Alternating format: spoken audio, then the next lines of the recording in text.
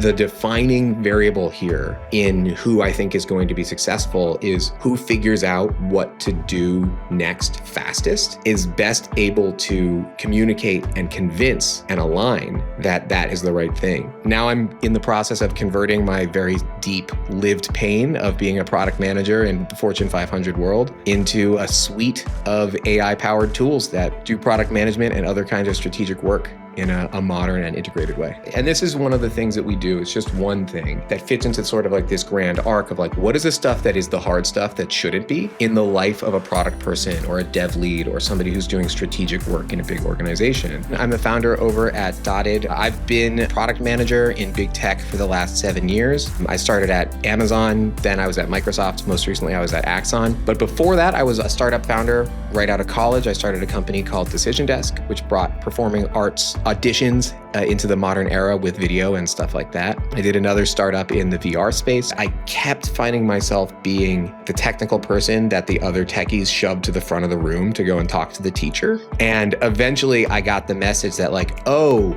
this work, the work that I'm doing that allows me to unblock more people than anything else, that allows me to like multiply the velocity more than anything else, is product management work. The rules and the patterns and the way that the leaders over there like to be communicated with were all different. You know, you would see the same overarching pattern like, hey, there's an MBR, hey, there's a QBR, but the format is different. Hey, yes, you need to make a presentation to convince this person, but you have to use their slide template and you have to follow this pattern. And if you don't fit the message directly into the way that they're ready to accept that knowledge, you're not going to get in the door. You're just going to sort of bounce off of them and hit their immune system. You imagine that you're the leader at the top of a large organization. You have hundreds, maybe thousands, maybe tens of thousands of people all clamoring for your attention all the time. And essentially it is your job to move that attention across and across and across so quickly from one thing to the next. You don't have time to stop and figure out what this format of this person's information is going to be every single time. We started with product management as our entry point because it was my pain to solve, and I still really think that it's going to be a huge problem.